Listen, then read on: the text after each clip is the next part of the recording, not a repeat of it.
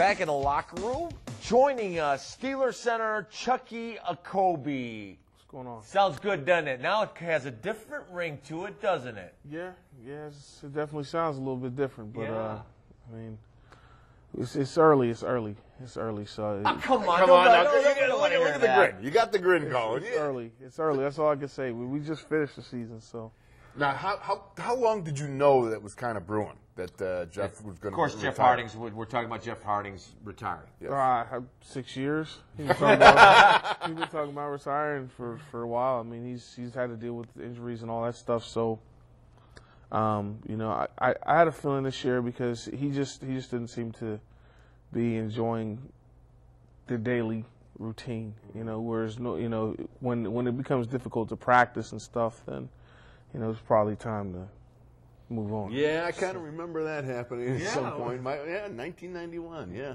Now, Chukky, did you ever feel like a vulture, like we were waiting for him?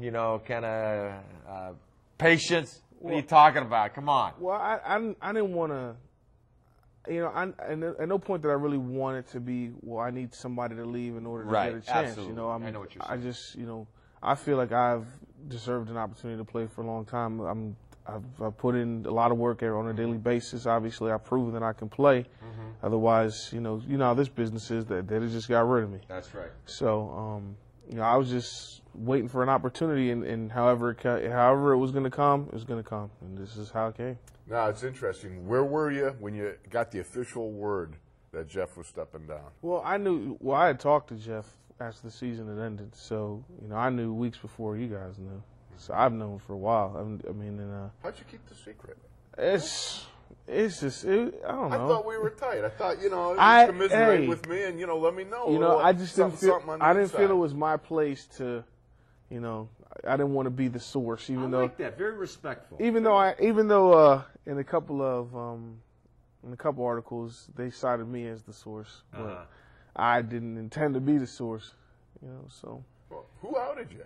Doggone. I mean, we got to start our own investigation. I'm not. That's wrong, man. I'm not going to start. I don't want to start any beefs with anybody. Stinking media. Yeah, I'd say. Hey, Chukky, knowing that he was going to retire, starting this off season, it's a little different. I mean, a little. A little. What way is it different? Well, I just know that at this stage in my career, I'm not 22 anymore. Right. And, I don't know how many opportunities I'm going to have. Right. So I know that going into this season, I feel that this has to be and will be a career year. I really feel like I don't have a choice. And I think I owe it to myself. I think I owe it to this organization. I think I owe it to the city to carry on tradition in a way. Ooh, speaking of the tradition, good answer. Now, are you aware of the Steelers center tradition? Yeah, I'm from Pittsburgh. I know all about it. All right. So, go back a little bit. Okay, so Jeff started the last 6 years, only missed 7 games. They say 6, but believe me, I know it's 7 because I was in there. And before that, Dermontti Dawson started for. He didn't start his rookie year. No, he didn't. He started in '90 was his first year as 89, I think, was his first year as starter, yeah. Because Webby went to Kansas City that year. Right, okay, so he started essentially 12 straight seasons, but his last season he missed 9 games. Right. But he went to 9 Pro Bowls. Uh-huh. And before that was Mike Webster, who went to, did he go to 9 Pro Bowls? 9 Pro Bowls. 9, okay. And then Ray Mansfield before that, who actually, I wear his number now. Right. The Ranger. And he started at one point. He started the most consecutive games. Yeah. It's still history. All right. Okay. So you're up to date on your history. Very impressive. What's the difference between center play, say, of a Ranger, Mike Webster, to what you do today? Mike was strong. Yeah. He was strong. I mean, that was his thing. He was strong as an ox. Whereas now, I feel like I rely more on athleticism, quickness. And not to say that I'm a weakling, and I'm not like some other centers who are a little bit smaller, like my friend out in San Diego, Nick Hardwick. He's probably about 280, 285 pounds, and he's all leverage, all quickness, because, playing against guys like Casey, if you're 280 pounds, you're going to have to use every trick in the book. But, he's in the Pro Bowl now. So, but, my game is sort of in between, I would say. You know, between a guy like Nick Hardwick and then, you know, a guy like Mike Webster. Webby never had to pull. Yeah. No, and when Webby pulled, it was ugly. It was ugly. It was Very definitely, ugly. like on a screen, it would be. You had to put him in motion Yeah. to get him out there in time. He was the peel back guy. You would peel back and get Peel one. back Peel guy. back, get the guy. You got to go somewhere to peel back. Peel back and get the guy Wow. in the greatest. in pursuit.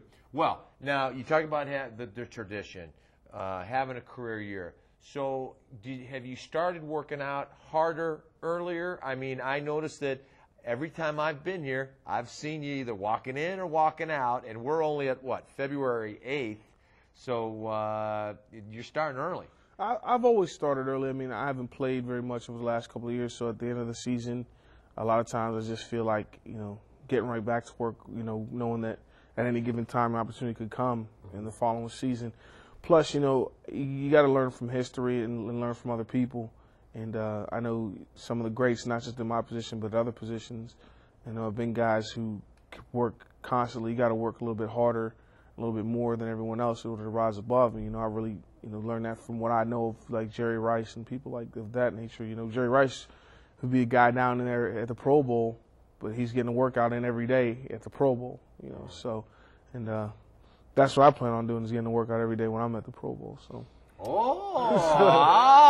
like He's got that. some hunger. I like that. I like Okay, that. I like it. Now talk a little bit about what Will you it's like. take us? You know, there is a tradition There's there. a tradition to take an old offensive lineman Hey, what's who it can't like? afford to go to Hawaii on their Well, own. I don't know. Alan's there right now, and he didn't take you guys. So. I know. I told Alan how. I told Casey, too, he had to take us. And speaking of Casey, getting back to my point, what's it like to lock horns with a Casey Hampton every day? And what's it do for your game? Well, obviously, he's one of the best in the business. Everybody knows that. But for me, it's just every day. It's just the routine. This is what I do on a daily basis. Now, you know, I missed him that year. He was on IR a little bit. But Chris Hoke is a great player, too. He's probably one of the most underrated players in the league. Right. And, you know, playing against those two, I have a good deal of success against them, I like to think, on a daily basis. And so when I watch those guys play and everyone else is struggling, I'm like, what is the big deal? Right. I can block these guys all day. So you're ready. Yeah, well, I mean, a lot of it's you have a comfort level with them. Gotta have confidence, yeah. You know, you have a comfort level with those guys. And but I'm ready for this. I've been ready for this my whole life. Now, new coaching staff. Have you met Mike? Yeah, I met Coach Tomlin.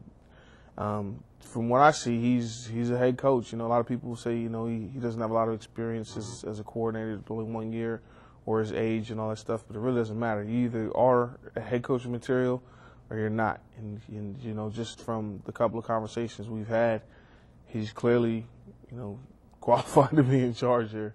Now, I know we're putting you under the gun a little bit here, but what was your initial reaction when you walked in first time to meet him? Because I'll set this up by saying I was at the press conference when he was introduced as the Steelers' new head coach.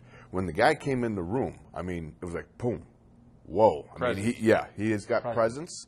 You're drawn to him.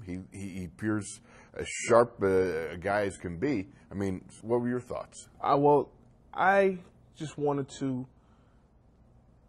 start to forge that relationship, start to create a relationship. You know, it's just a whole learning process and getting to know each other. At this point in time, you know, a lot of people ask me, "What do you think of the coach? What do you think of the coach?" And you know, I think he's a nice guy. But I don't know what it's like to work with him yet. And, you know, I'm looking forward to that opportunity. And I've been here before. This happened to me in college where we changed coaches after my freshman year, and so I've been through this process. It's been 10 years, but you know, I've been through this whole process before of, you know, having to learn some new stuff offensively, having to get to know new coaches.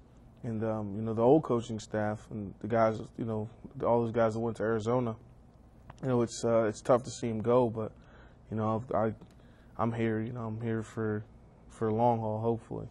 Well, we're going to take a break. When we come back, we're going to have more of Chukky. We're going to talk a little Super Bowl. We'll talk more Steelers. We're going to talk a little rap music. Chuck won. Right here in the locker room.